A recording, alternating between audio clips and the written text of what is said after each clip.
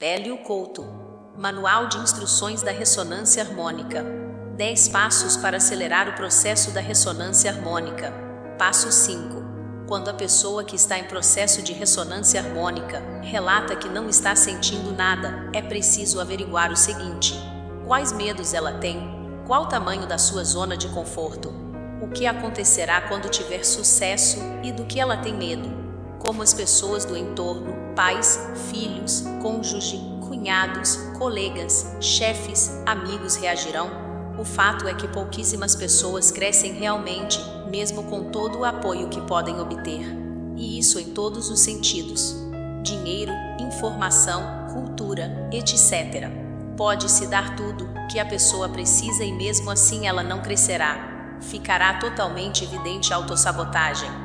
Normalmente as pessoas dizem que se tivessem dinheiro, se ganhassem na loteria, se recebessem uma herança, se tivessem pais ricos, etc., então fariam algo. Isso na maioria é a mais absoluta ilusão.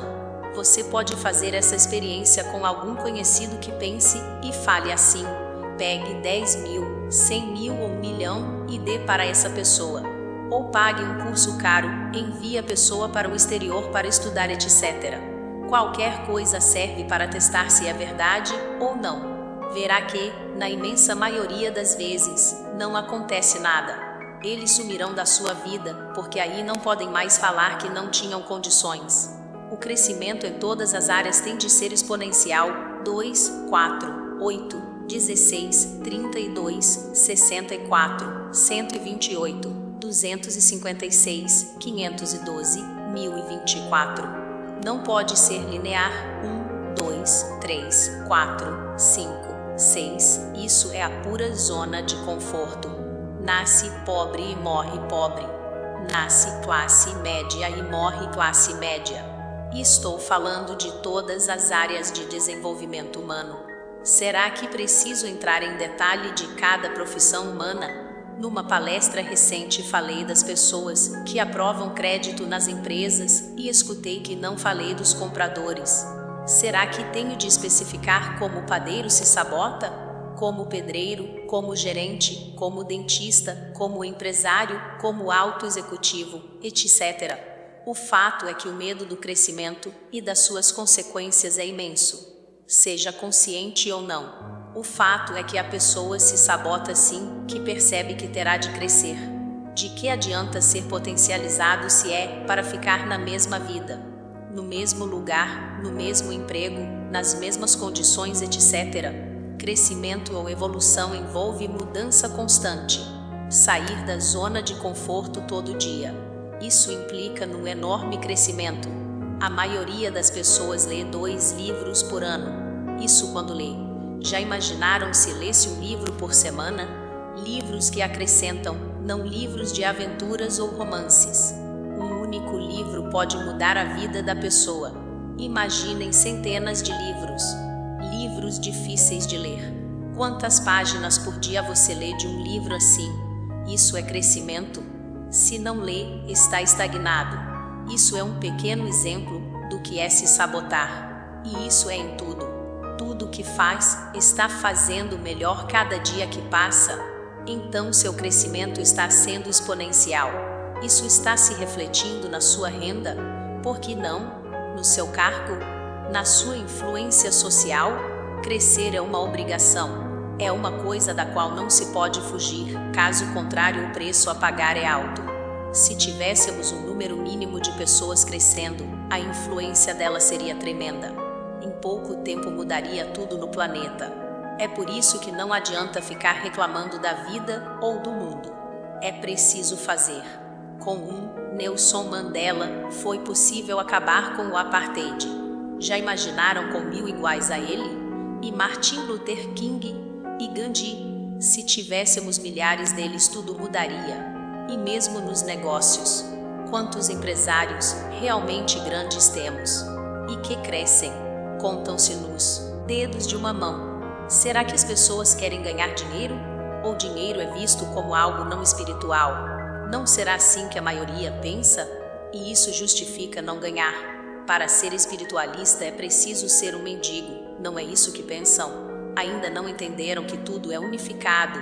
E quanto mais dinheiro se tem, mais bem se pode fazer. E quantos suicídios são cometidos por essas pessoas, por não terem a informação que poderia resolver seus problemas? E como fica sonegar a informação dessas pessoas? Portanto, achar que os problemas sociais, políticos, econômicos não são da nossa conta é um erro terrível, pois a pessoa pagará por essa omissão, já que ela sentirá os efeitos de não ter tomado uma posição. Crescimento implica em se envolver em tudo isso. Mas, aí vem o medo de ser líder, de não acompanharem o seu crescimento, etc. Esse é o problema. E isso tem de ser conscientizado. Não adianta pôr a culpa em qualquer coisa pelo não crescimento. É preciso enfrentar o fato de que o medo do que os outros acharão que impede o crescimento. A busca de aprovação social. As criaturas relutam em aceitar que são co-criadores e sabotam o processo de todas as formas. Sabotam o processo não saindo do primeiro, segundo, terceiro, quarto e quinto degrau.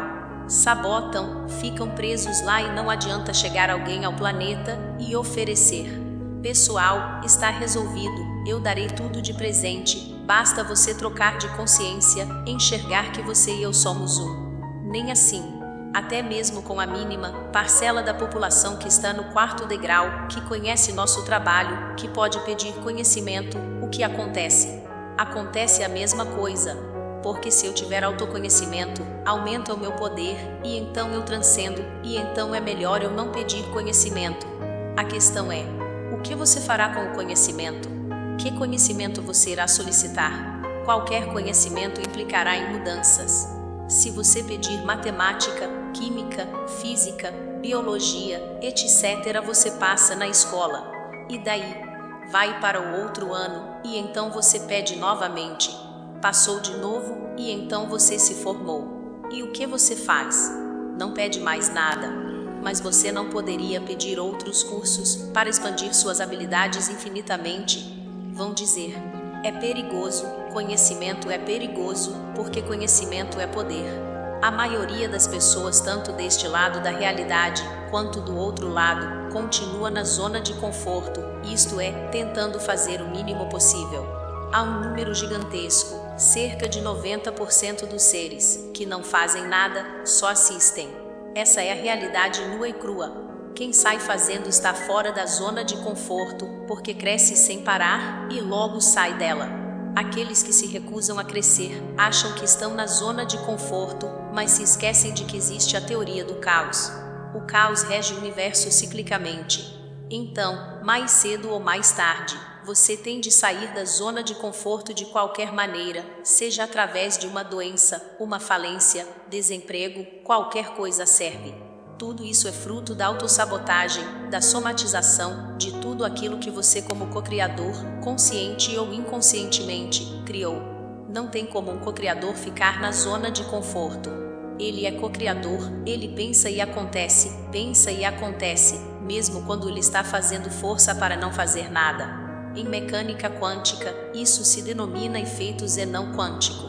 O átomo vibra o tempo todo, e se você localiza o átomo, interrompe seu decaimento atômico.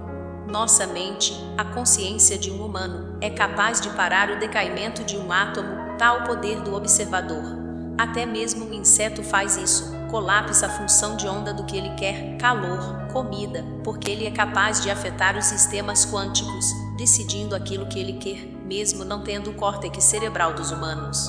Imagina se tivesse. Passo 6. Agir. Vejamos alguns dos cursos hipotéticos que as pessoas fazem seguidamente como fuga da ação que deveriam tomar. Se existir algum curso desses no mundo real, é mera coincidência. As leis da manifestação metafísica. As leis da criação do dinheiro. Autoestima e dinheiro. Espiritualidade e prosperidade. Prosperidade e relacionamentos. A ascensão e o dinheiro, etc. O número desses cursos é praticamente infinito, assim como a disposição das pessoas em fazê-lo seguidamente. Nunca se aplica nada do que aprenderam.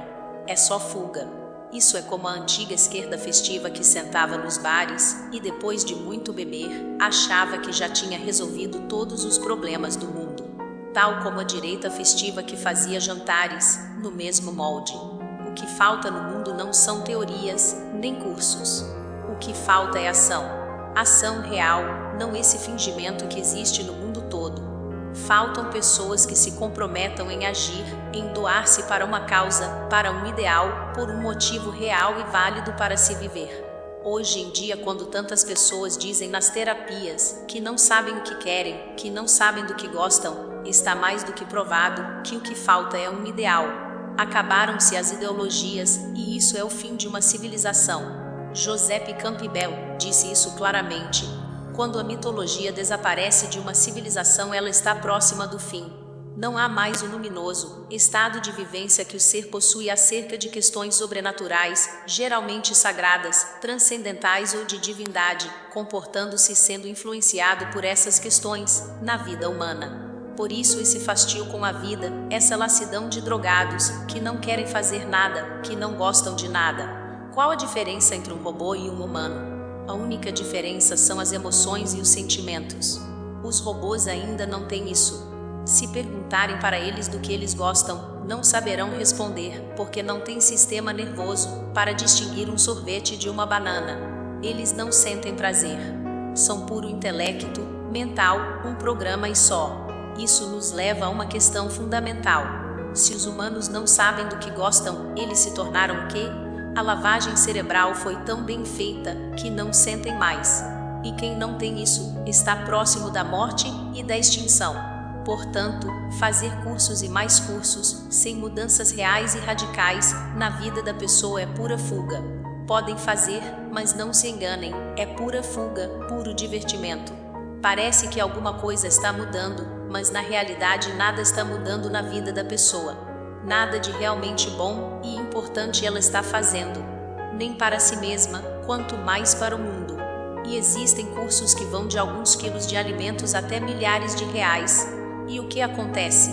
Nada, tudo continua na mesma. Passo 7. Focar. O cantor Taiguara gravou uma música chamada Em Algum Lugar do Mundo. Nela tem uma estrofe que diz: a pior morte que existe é se viver inutilmente. É isso que acontece quando não se está em fluxo. O fluxo acontece quando estamos totalmente focados num objetivo. Neste ponto não existe entropia psíquica. Entropia é a perda de energia e a desorganização decorrente disto. Em física se diz que o universo tende para a desordem, para a entropia. Para que haja negentropia, que é a ordem, é preciso que alguém coloque energia e inteligência num objetivo determinado. Se deixarmos uma sala com cadeiras sem ninguém que vá ordená-las, dentro de um tempo todas estão distribuídas aleatoriamente pela sala. Estarão desordenadas. Isso é entropia. É necessário que alguém tenha o trabalho, energia e ponha-as em ordem, objetivo. Isso é entropia negativa. No caso da mente acontece a mesma coisa. A tendência natural é a desordem, isto é, os pensamentos negativos.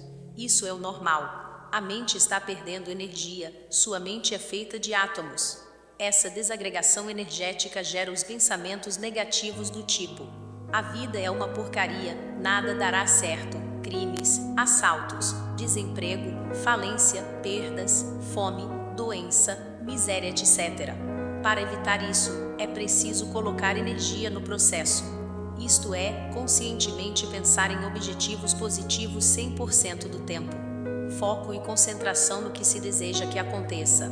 Para que se alcance algo, é preciso 100% de concentração ou 100% de certeza de que já ocorreu.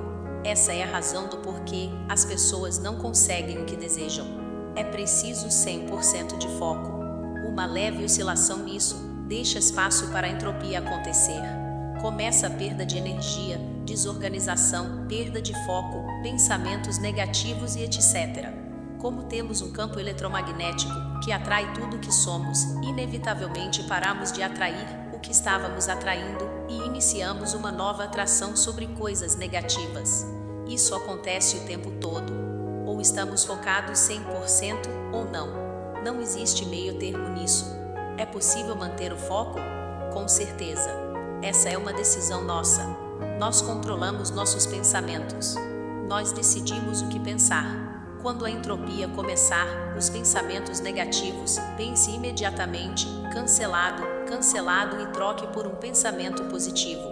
aquilo que você quer realmente. É preciso vigiar a mente o tempo todo.